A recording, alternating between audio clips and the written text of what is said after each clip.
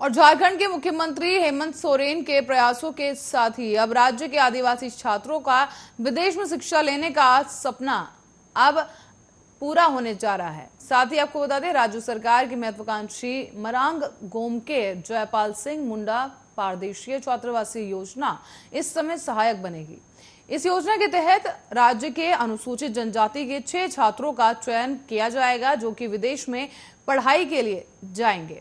ये सभी इंग्लैंड और आयरलैंड की यूनिवर्सिटी में उच्च शिक्षा ग्रहण करेंगे। साथ ही 23 सितंबर को रांची में एक कार्यक्रम में मुख्यमंत्री हेमंत सोरेन और मंत्री चंपई सोरेन मरांग गोमके जयपाल सिंह मुंडा पारदेशीय छात्रवृत्ति योजना से लाभान्वित छात्रों और उनके माता पिता को सम्मानित करेंगे।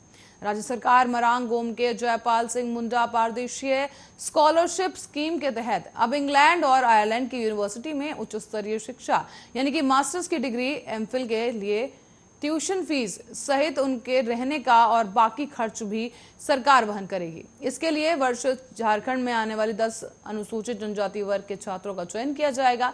इसी कड़ी में पहली बार 6 छात्रों का चयन स्कॉलरशिप के लिए किया गया, जो कि सितंबर महीने में उच्च शिक्षा हासिल करने के लिए इंग्लैंड की 5 विभिन्न यूनिवर्सिटी में दाखिला लेने जा रहे हैं। आपको बता दें कि 28 दिसंबर को 2020 को सरकार द्वारा कैबिनेट की बैठक में इस योजना को मंजूरी दी गई थी। वहीं अब सरकार ने 1 वर्ष पूरा होने के उपलक्ष्य में 29 दिसंबर 2019 को रांची के ही मोहराबादी मैदान में आयोजित कार्यक्रम के दौरान मुख्यमंत्री हेमंत सोरेन ने मरांग गोमके जयपाल सिंह मुंडा स्कॉलरशिप स्कीम का विधिवत उद्घाटन किया था। साथ ही 7 मार्च को स्कॉलरशिप स्कीम के योग्य लुभावकों से भी आवेदन आमंत्रित दिए गए थे। इस वर्ष 6 छात्रों का चयन किया गया है।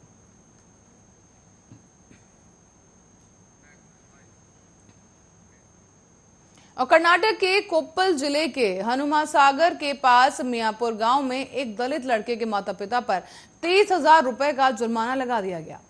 उनका कसूर सिर्फ इतना था कि उनका 2 साल का बेटा हनुमान मंदिर में भगवान का आशीर्वाद लेने के लिए चला गया। बच्चे को उसके पिता उसके जन्मदिन पर हनुमान मंदिर लेकर गए थे।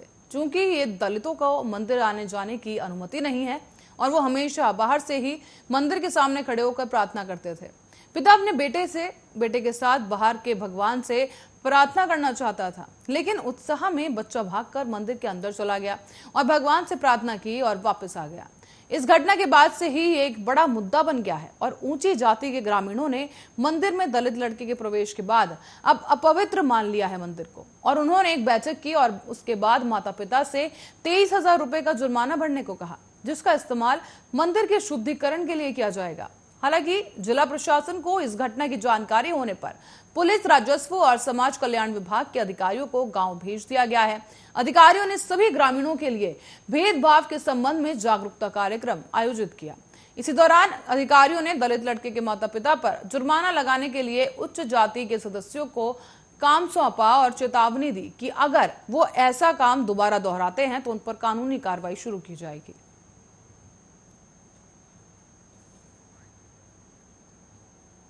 और बिहार के मुजफ्फरपुर से एक ऐसी चौंका देने वाली वारदात सामने आई है जो पत्नी पवित्र शब्द को कलंकित करती है। जहां पर एक महिला ने पहले तो पति को धोखा दिया, फिर उसकी हत्या कर दी और फिर उसके शव के छोटे छोटे टुकड़े करके उसे ठिकाने लगाने की कोशिश की। दरअसल ये पत्नी की क्रूरता की हद पार कर देने वाली ये वारदात मुजफ्फरपुर जिले के सिकंदरपुर ओपी इलाके की है, जहां पर राधा नाम की इस महिला ने अपने पति राकेश सहनी की प्रेमी और बहन बहनोई के साथ मिलकर हत्या कर दी है। इस घटना के बाद से ही पूरे इलाके में सनसनी फैली हुई है और आपको बता दें कि आरोपी महिला ने पहले पति की हत्या कर शव से 8 से 10 टुकड़े किए।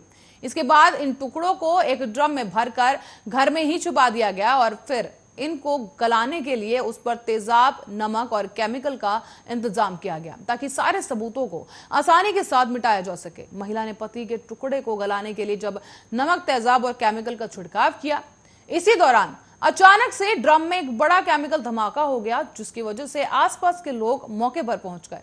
इसी तरह मामला सामने आया और पड़ोसियों ने पुलिस को इस पूरे मामले की जानकारी दी।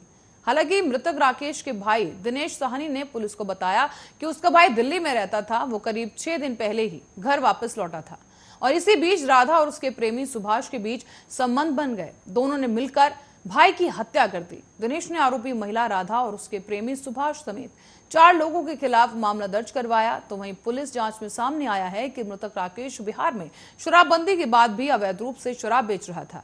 उसकी इस काम में मदद करता था सुभाष और वो किसी भी समय घर आता जाता था। इसी बीच राधा और सुभाष के बीच संबंध बन गए। फिर दोनों ने उसे रास्ते से हटाने के लिए इस वारदात को अंजाम दिया है।